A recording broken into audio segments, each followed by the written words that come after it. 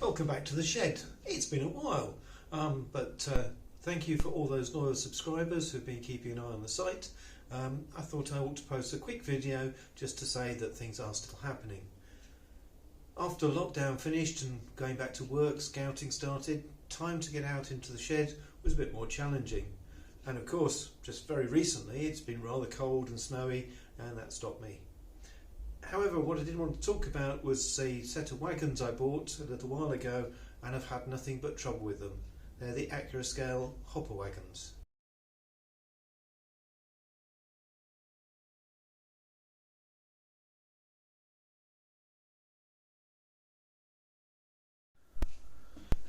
I bought the wagons because I thought they looked rather nice. They were an interesting range. They were all slightly different with different numbers, labels and the like, and when they arrived they looked really good. Tested them on the layout and they ran quite well. I'll just include a little bit of video of them on one of those training runs.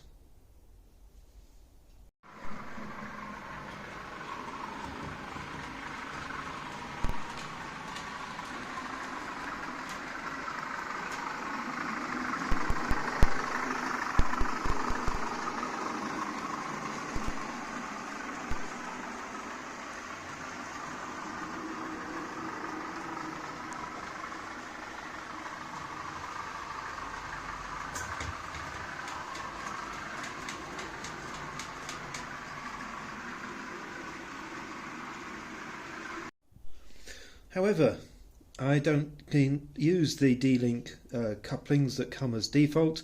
I've changed over to using the Hunt magnetic couplings, and they fitted into the NEM pockets no problem, but as soon as I started to operate the train I discovered it would derail regularly. So despite having added some weight to the wagons, I'm still having a lot of problems. The problem I've been having is that the Hunt couplings have got quite powerful magnets, and the NEM pockets on these Accurascale wagons don't have any movement from side to side. So when a train goes around a sharp curve, or particularly a change of curve, I find that the couplings are so strong they are pushing the wagons off the track by trying to keep them straight. Now I have tried adding some weight, and you can see I have used some old air rifle pellets to weight them down. That has improved them a little bit. I've also checked the gauge of the wheels to make sure that they're not too wide or too narrow. I did have to widen them slightly, and I'm actually wondering whether that was a mistake. To get an idea of how much weight is needed to keep them on the track, I found that the answer is to put in a small paint bottle. Even a bottle of paint in each wagon has not been sufficient to keep them on the track reliably. So I have been playing around with the couplings to see if I can improve the situation.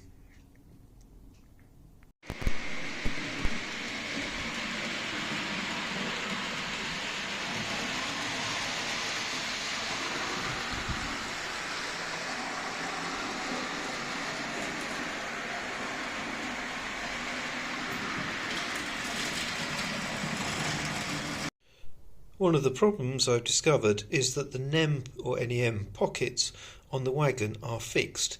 They got no side to side or vertical play, which means when you put the Hunt couplers into the end, then they can't move at all.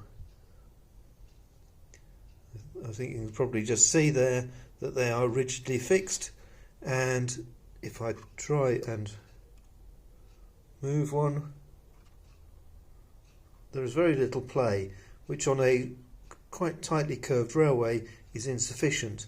So when the next coupler is attached to the end, it effectively keeps that rigid, keeps the two wagons as a rigid whole. And when you make it into a train of several wagons, then the end result is a derailment. What I've been experimenting with is to cut away most of the NEM pocket and instead put a pin through the end of the Hunt coupling. So you can see it's a small pico track pin through the base of the NEM coupler and glued in with a bit of super glue. What that does is allow the coupling to move freely from side to side. You can see, and it also gives a little bit of vertical movement as well. Quite hard holding the camera and also moving your fingers. But yeah, there's plenty of play.